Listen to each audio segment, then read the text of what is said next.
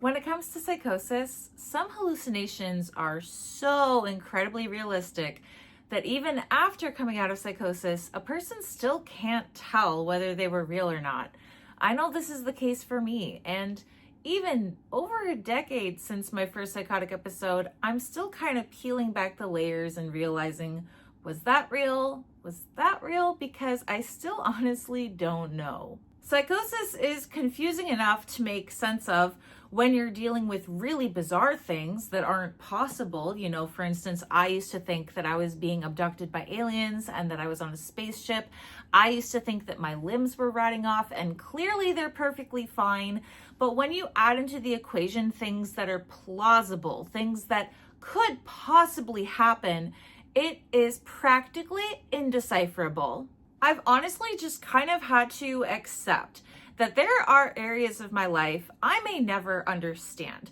There are times in my life that are so clouded to me because I will never really be able to tell, was that real? Was that real? And so I just have to live with that and just be accepting of the fact that I may never know what really happened to me.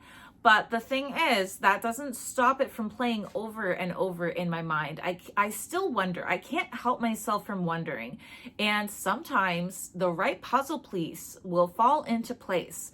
I will remember some small detail and put it all into context and realize through these context clues that it wasn't real. There's one story in particular that I finally cracked the code on, even though I think it could have been fairly obvious to anyone outside of the situation. So allow me to tell you today about one of the hallucinations I recently discovered wasn't real because it was so hyper realistic that I just could not tell.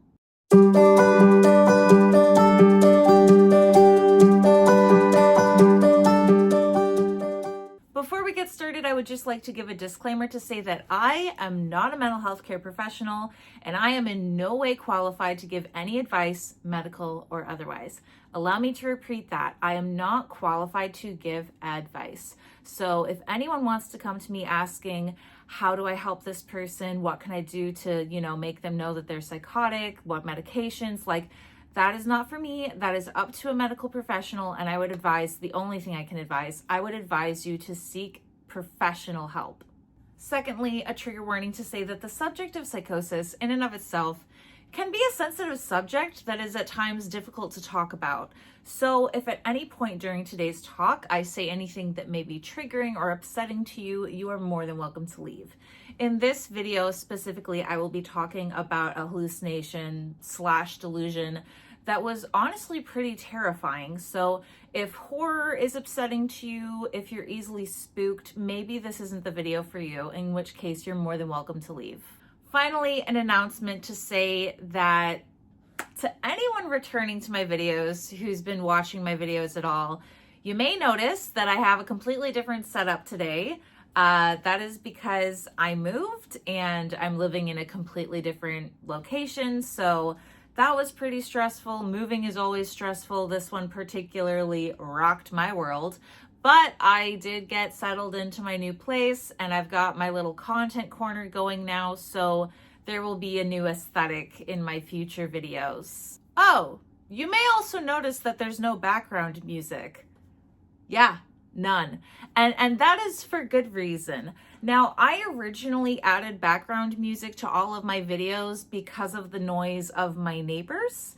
I lived in a really, really noisy apartment complex and there was noise coming from here, from here, from here, from here, from here at all times. And the background music was intended to cover my neighbors. So now that I don't live around neighbors, I don't have to worry about stomping upstairs or children screaming or kicking soccer balls into the back of my apartment. Thank God I can finally have some peace and quiet. Anyway, there's this thing about, at least my experience with psychosis, because I can't speak for everyone, where I can tell that things that happened probably weren't real. I can make sense that that wouldn't be normal, but I still can't tell because it's so firmly latched into my mind as real. So I know that I probably shouldn't believe it, but there's this like leaping off point where I can't jump away from that idea. Like I will know for years that it can't possibly be real and still question it, like knowing logically that wouldn't be real, but in my heart feeling like, no, it really did seem that way. So like one example of this kind of mindset of mine where like I know it's not real, but I'm still holding on, would be the time that I was in my apartment with my sister, and she was just kind of like showing me around and showing me like what she'd cleaned and stuff. And she passed my couch and said something so ridiculously profane that I was so like shy to even say anything. Like it was so lewd what she said about my couch, like something she would do on my couch, that I couldn't even speak because I was like, my word, like who, oh my God, who are you? Wow, how could you say that? My sister would never say anything like lewd ever. She's not like that. So in the moment I knew it was uncharacteristic of her,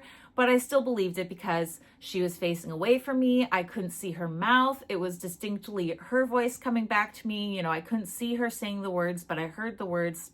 And I believed for about 10 years that she had really said this lewd out of character thing until I finally addressed it with her a few months ago, and she laughed because, yeah, she never said that. She would never say that. And yet I still wondered. Now, today's story is kind of like that example, but to a much grander scale. This hallucination was so multisensory, so involved. It played out like an act in a play. It was so immersive, completely taken me over. And it happened in a hospitalization. I had been involuntarily hospitalized, and I believe I'd been there a couple of weeks at this point, and I kept seeing this man. I assumed he was another patient. I'm kind of on the fence about that still, but he was weird. I never spoke to him directly. I never really saw people interact with him, but I saw him everywhere. And I now wonder how many people I saw that weren't real, because I used to think I never saw people that weren't real. And now I'm starting to think I saw people that weren't real a lot more than I suspect, because I later had an interaction with this man that was so bizarre and so frightening and also so suspicious that I can't see how it could be anything but a hallucination in hindsight. It was late at night, and I generally couldn't really tell what time it was in psychosis. Like I had no concept of day or night. So I kept really odd hours, and I tended to be up in the middle of the night a lot. And usually what I would do is I would roam the halls of the psych unit. I would typically ask the staff for a shower because like I needed to cleanse my soul or whatever reason. You know, I would just sort of walk around like I was a ghost, thinking that I was protecting everyone's souls like some weird shadow vigilante. And this was pretty normal. So this night, whatever time it must have been, was my MO. Like it was late. I was the only one awake. The staff were behind their counter, just kind of doing their own thing. They didn't really interact with me anymore when I'd be out at night because I was just so constantly getting out of bed. And I happened to get out this one night and was walking along the hallways and came up to this window that looked out over, you know, the property like of the hospital. And I stood there just looking out while also kind of seeing my reflection in the glass when someone appeared next to me. I didn't really notice when they walked up. I didn't hear them walk up, but all of a sudden I saw in my reflection that there was someone else's reflection right next to mine. Now, throughout this next interaction, I never directly looked at the person. I was really only looking into the window at their reflection. I never looked like to my side to see who it was. And I kind of wonder why I didn't do that. But for whatever reason, I held a conversation with the person next to me through the window. And this person, who looked exactly like the patient I earlier described, started to tell me things very, very clearly. And the man that I had previously known to be this patient was usually incoherent, like usually speaking total babble. You know, the kind of stuff people in psychosis generally say that doesn't really make sense. But in this interaction, it was like he was a completely different person. He was articulate, he was clear, and he was urgent. He was telling me that, you know, he knew all about me. He knew my story. He knew what hell I'd been through. He understood that I had survived grave things and that I was strong and I had this like eternal strength in me from lifetimes of warriors before me. And he was telling me how I was like perfectly positioned to be of service to God in this super special way. He was basically telling me like, you know, because you've proven yourself to be this warrior and you've proven through the challenges you've overcome, God has a message for you. And now this is really strange. He said that I needed to get an iPhone. Like he literally told me I needed to get an iPhone because God would contact me. He would message me, but only through text in an iPhone. So that part was a little weird, but yeah, he was telling me that God would reach out to me. He would message me through an iPhone. And until then, I needed to sit tight. By the way, I promptly got an iPhone after this hospitalization. I've been using one ever since. Anyway, it was just such a strange interaction. He told me he was an angel, and he said that I would be visited again that night by another angel. And he made sure that I knew just how important this was, that whatever it was on the line. You know, this was a big deal. So with that, he disappeared. I didn't watch him walk away. Again, I didn't turn to look at him. I was talking to his reflection the entire time, and then it wasn't there. So that part was interesting to unravel, to realize that this was an auditory hallucination and visual too, but there was never a person next to me. All these years, I genuinely thought that man had been standing next to me. Now, after that very pressing conversation with the man in the window, I went on with my nightly routine. I would say I continued wandering through the unit. The way the unit was set up was that there was a wing on this side and a wing on this side, and like a communal area in the middle. There was like a window in the back, and in the front there was a desk for the staff with a plexiglass window like surrounding it. And there were always two staff sitting at that desk at all times. But as I said, they didn't really interact with me because I was so prone to just getting up and wandering. So what I would typically do is I would go and I would color on coloring book pages, or I would like flip through a book. And this is what I happened to do after that interaction. I was very confused, didn't know what to expect with this whole someone else will visit you.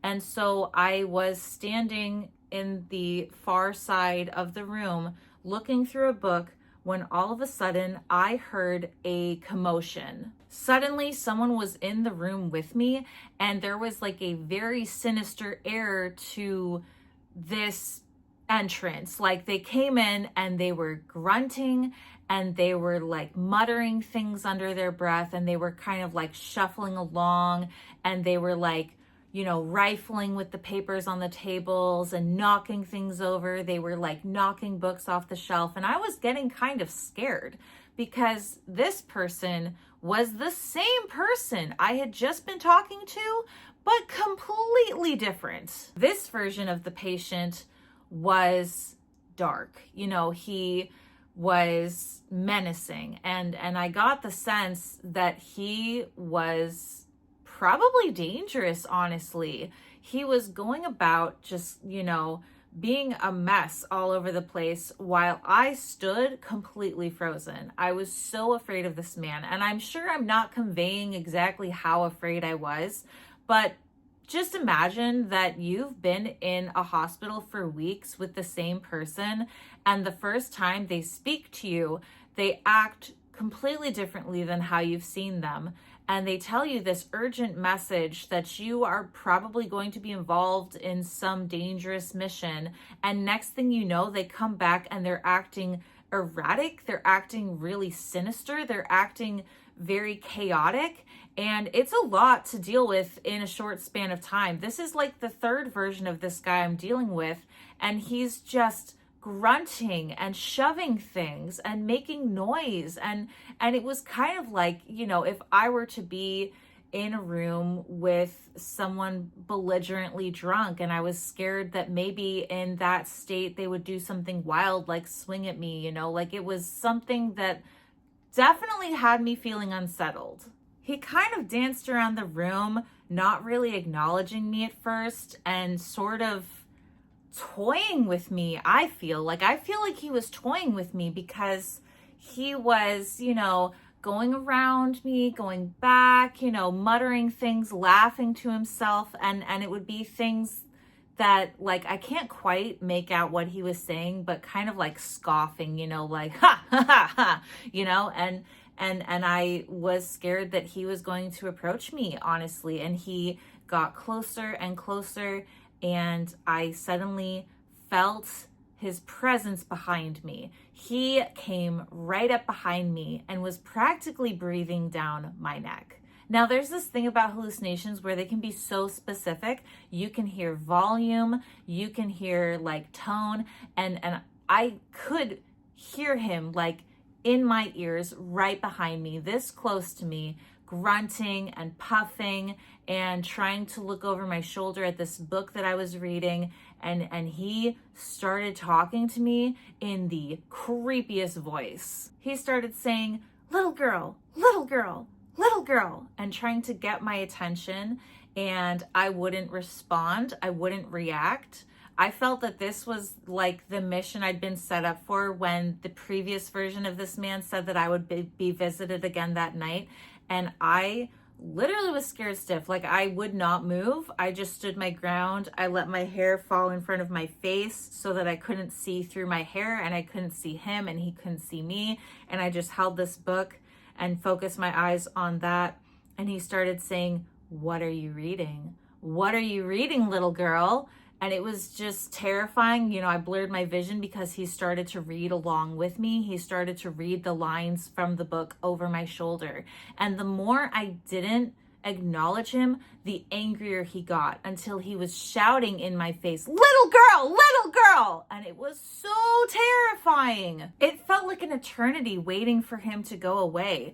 And he eventually did, but not before yelling at me and threatening me and telling me that he would do awful things to me, to my family. And it was so specific. As I said, hallucinations can be so specific. The things that I would hear, honestly, that would go on and on. Anyone with auditory vocal, voice hallucinations can probably tell you that they're told some awful things. They are told some very specific things, and the onslaught can go on and on and on. And that is exactly what this interaction was.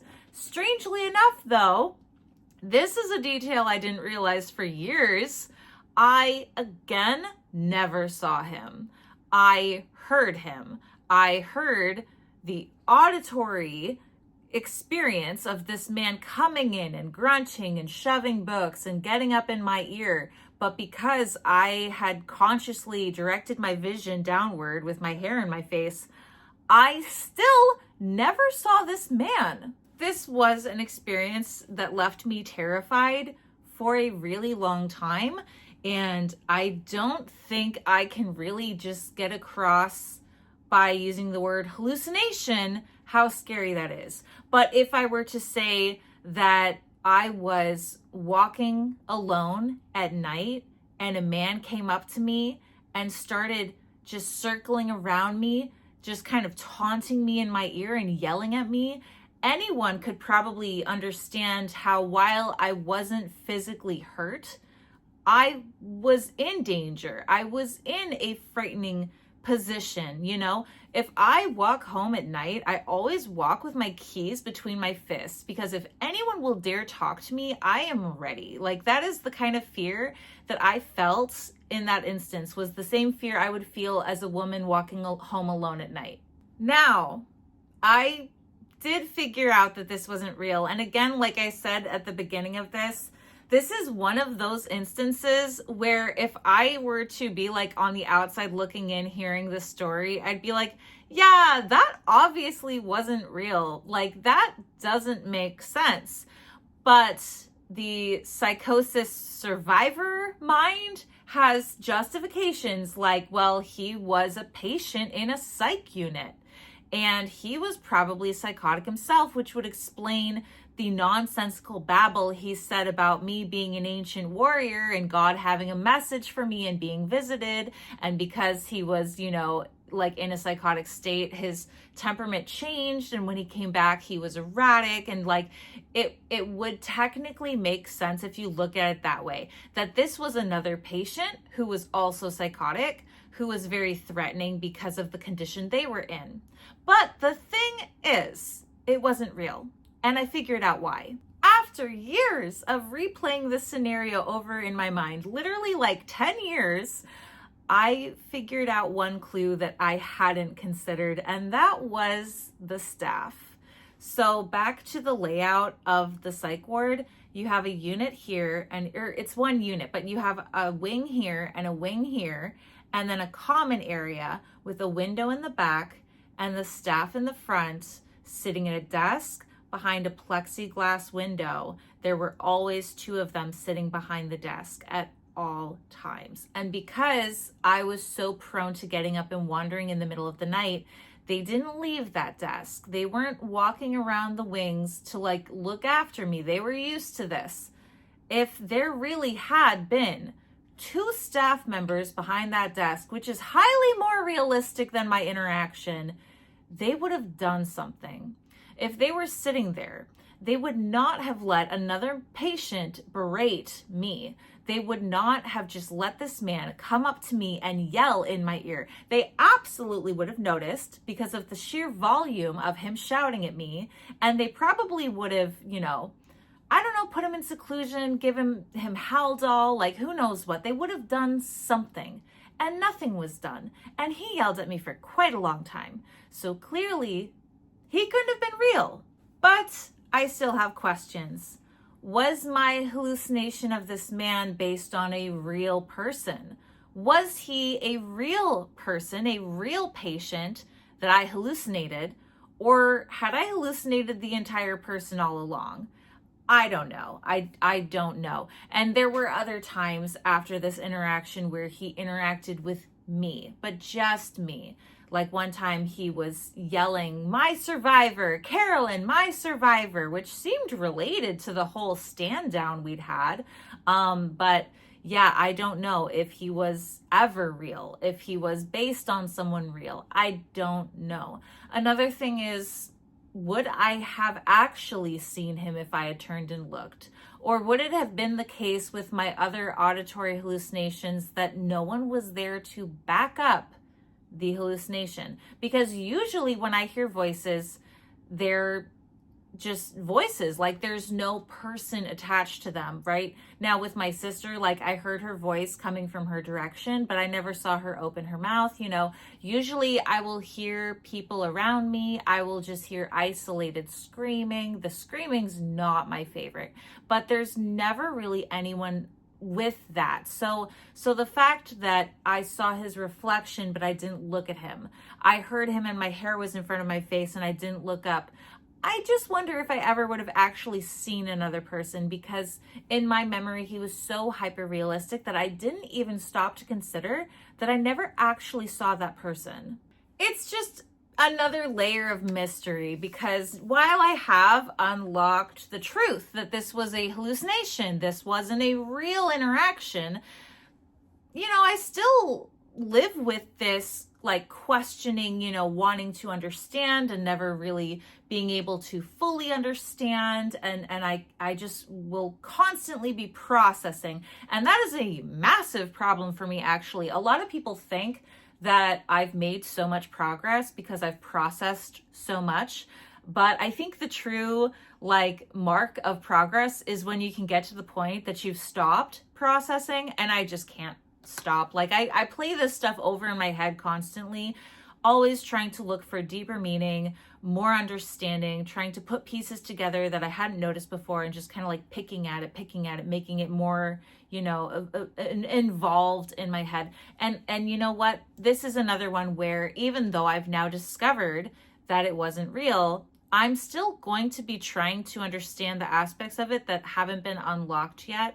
It does kind of bug me that I don't know for sure if that was a real person or not, because there's this frustration with not being able to trust my mind and not being able to know for sure that the experiences I've had were real. It feels kind of like I'm being gaslit by my mind, because I'm being told by my mind that one thing is real and I can't be sure. So it's just what it's like living in remission from psychosis, is that I'll never really be fully away from it.